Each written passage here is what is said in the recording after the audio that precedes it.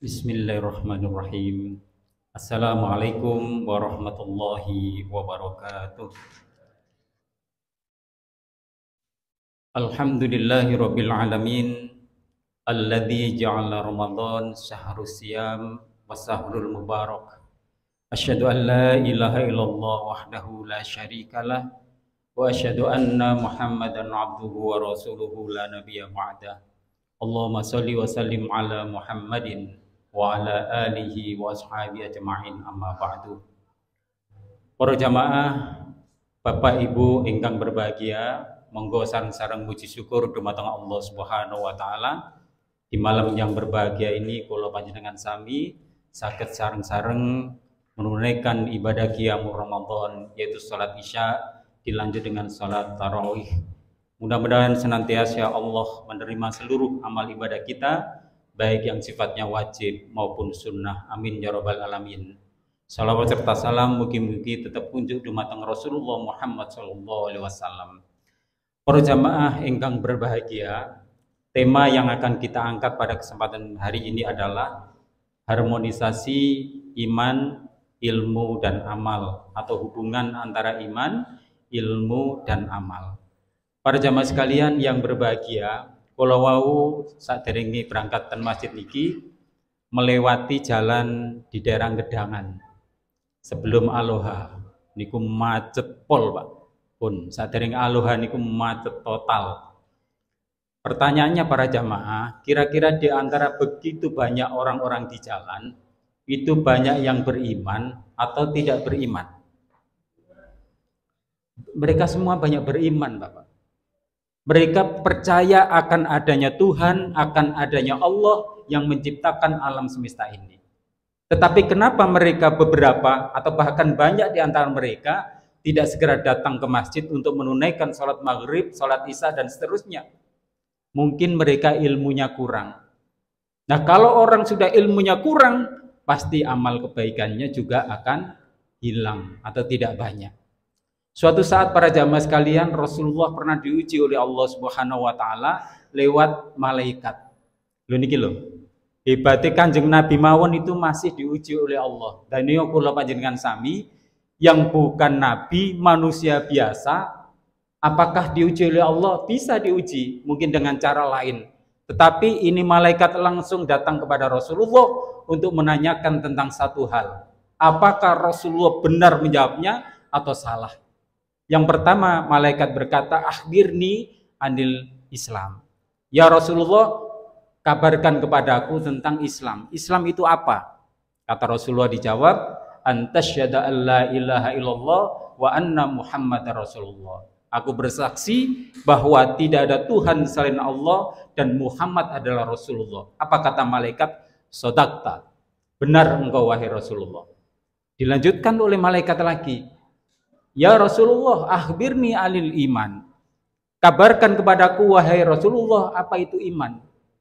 Kata Rasulullah, antu'minu billahi wa malaikatihi wa kutubihi wa rusulihi wa ilal akhir. Kata Rasulullah, iman itu pertama percaya kepada Allah Subhanahu wa taala. Lalu berikutnya malaikat, kitab. Kemudian ada Rasulullah, seorang nabi dan rasul. Kemudian percaya kepada hari kiamat ataupun qadha dan qadar.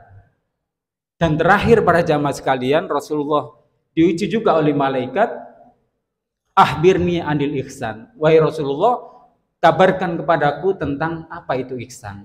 Ihsan itu adalah anta'budallaha ka'annaka tarahu fa illam yakun tarahu fa innahu yaraka, kata Rasulullah. Sodakta engkau, benar engkau wahai Rasulullah. Jadi yang namanya ihsan itu persis iman, yaitu menyembah Allah Subhanahu wa taala seolah-olah Allah itu melihat kita. Kalau kita tidak bisa merasakan bahwa Allah melihat kita, rasakan kita yang melihat Allah. Para jamaah sekalian yang berbahagia, Allah tidak bisa dilihat secara langsung kasat mata. Bukan berarti Allah tidak ada. Jenengan tinggal di angin itu wonten apa mboten? Tidak ada. Adanya tidak bisa dilihat langsung oleh panca indera, tapi bisa kita rasakan. Ada yang namanya angin puting beliung, begitu dahsyatnya. Ada yang namanya angin sepoi-sepoi dan lain sebagainya. Bisa kita rasakan. Keberadaan Allah juga begitu. Allah dilihat secara kasat mata, tidak bisa secara langsung, tetapi hati kita melihat. Kita percaya adanya Allah, Dia yang menciptakan langit dan bumi ini. Tidak mungkin ada masjid sebesar ini, ada kayu, berbagai macam batu dan lain sebagainya, tidak ada yang menciptakan. Pasti ada yang menciptakan. Pak, kalau kayu kan tukang. Betul. Yang menciptakan kayu siapa? Allah Subhanahu wa ta'ala. Bukan tukangnya. Tukang hanya menjadikan, bukan menciptakan. Allah Subhanahu wa ta'ala, para jamaah, juga begitu. Kita diciptakan, para jamaah sekalian, tentu apa kewajiban kita? Beriman kepada Allah Subhanahu wa ta'ala. Para jamaah sekalian yang berbahagia, kedudukan iman ini sangat penting, para jamaah sekalian. Banyak kita lihat di sekitar kita, berapa banyak orang-orang yang mungkin menurut kita baik, tetapi ternyata mereka tidak sangat baik. Ada yang namanya koruptor, ada yang namanya pencuri, ada yang namanya maling, begal, dan lain sebagainya. Apakah mereka tidak beriman? Beriman. Bisa jadi mereka percaya kepada Allah Subhanahu wa ta'ala, tetapi kepercayaannya itu dikalahkan oleh hawa nafsunya. Kenapa? Karena dia tidak punya ilmunya. Termasuk kita sholat barangkali.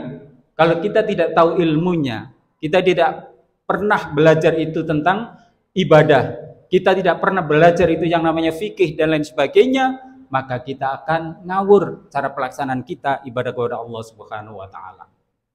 Salat tarawih mestinya sekian rokaat, ditambah salat witir. Kemudian kita melaksanakan dengan cara sendiri, tanpa pernah melihat bagaimana Rasulullah salat. Misalkan, bagaimana Rasulullah cara rukuknya, cara sujudnya, dan berbagai macam ibadah-ibadah yang dilakukan oleh Rasulullah. Kalau kita tidak punya ilmunya, yang terjadi pada jamaah, mardud. Seluruh amalan kita akan ditolak oleh Allah Subhanahu wa ta'ala, karena kita jauh dari yang namanya tata cara atau kaifiyah tentang ibadah tersebut. Para jamaah sekalian yang berbahagia. Dan ketiga ini sangat penting, para jamaah sekalian. Orang itu kalau beriman seperti yang saya katakan tadi, dan dia tidak punya ilmunya, maka kata Allah seperti halnya surat As-Saff, kabura maqatan innallahi an taqulu ma la taf'alun. Yaitu orang-orang yang dosanya itu sangat besar. Kenapa? Dia mengatakan sesuatu tetapi tidak pernah melakukan apa yang dikatakannya itu. Dia hanya percaya kepada Allah Subhanahu wa ta'ala, tetapi tidak pernah melakukan atau berkonsekuensi dengan yang pernah diikrarkannya itu. Makanya tidak salah, para jamaah sekalian, iman itu adalah apa? Dikatakan di dalam lisan kita. Lalu wa taqriru bil lisani wa amalu bil arkan. Kemudian dilakukan dengan amal perbuatan setelah hati ini meyakini. Para jamaah sekalian yang berbahagia, banyak orang itu pandai, bahkan cendekiawan mungkin, pinternya luar biasa, profesor, doktor, tetapi karena tidak beriman, maka apa yang terjadi para jamaah? Bukan memberikan kebaikan kepada umat, tetapi justru banyak memberikan madarat. Atau sebaliknya, para jamaah, orang itu beriman tetapi tidak berilmu, juga berbahaya, sama bahayanya. Kenapa? Hidupnya akan ngawur. Disuruh ngalor, disuruh ngidul, disuruh ngetan. Kenapa? Tidak yakin di dalam hatinya. Apa yang dikatakan orang, wah itu pasti baik. Tidak dilihat dulu kebaikan itu benar apa tidak. Bagi orang-orang yang berilmu, dia akan cari itu. Kalau itu hubungannya dengan ibadah, dia akan cari akan dalilnya. Kalau hubungannya dengan berita, dia akan cari berita ini hoax atau tidak. Berita itu ngawur apa tidak. Dia akan selalu lihat dari mana datangnya. Kalau dia tidak yakin, dia tidak akan berani share kemana-mana. Hari ini kan begitu, para jamaah. Yang penting share gitu, subscribe, dan lain sebagainya. Begitu. Kenapa? Karena kita tidak punya ilmunya. Para jemaah sekalian yang berbahagia, dan terakhir hubungannya adalah dengan amal. Jika iman seseorang sudah benar, ilmunya baik, maka pasti dia akan melakukan amal kebaikan. Kenapa? Karena orang-orang yang beriman, ya ayyuhalladzina amanu wa amilus sholihat, selalu bergandeng. Yaitu orang-orang yang beriman, dia akan berbuat amal kebaikan, amal solih. Bagaimana bisa para jamaah sekalian orang-orang yang beriman itu akan beramal solih? Iya, karena itu konsekuensi. Dia telah mengatakan beriman kepada Allah Subhanahu wa taala, tidak mungkin dia akan diam. Dia tidak akan melakukan apapun. Karena yang namanya iman, yang namanya Islam itu adalah melakukan sesuatu, bukan diam. Yang penting aku lah dadi wong apik, Pak. Wis ngene ae, wis salat, wis. Yang penting gak ngelakoni kejelekan. Tidak hanya itu para jamaah. Islam tidak cukup dengan diam. Islam tidak cukup dengan tidak melakukan sesuatu. Tetapi Islam adalah datang, kita melakukan sesuatu. Melakukan perubahan. Yang baik, yang tidak baik menjadi baik. Yang buruk dirubah menjadi lebih baik. Kemungkaran harus dilawan dengan kebaikan. Kenapa? Dengan cara-cara yang bijaksana. Tidak dibiarkan para jamaah. Seperti negeri sekarang ini para jamaah. Kalau orang Islam diam, jadi apa negeri ini? Uang dirampok sana sini, dijarah sana sini, rakyat dizolimi. Oleh siapa? Oleh oknum yang melakukan kejahatan di negeri ini. Hasil bumi dirampas dan lain sebagainya. Pajak dirampas. Kenapa? Apakah mereka tidak beriman? Beriman. Apakah mereka berilmu? Bisa jadi berilmu. Tetapi amal kebaikannya jauh dari nilai-nilai agama. Para jamaah sekalian yang berbahagia, demikian yang bisa saya sampaikan. Mudah-mudahan kita selalu diberikan Allah Subhanahu wa taala iman yang kuat, termasuk bagaimana kita mencari ilmu, termasuk beramal solih. Amin ya rabbal alamin. Billahi taufiq wal hidayah. Wassalamualaikum warahmatullahi wabarakatuh.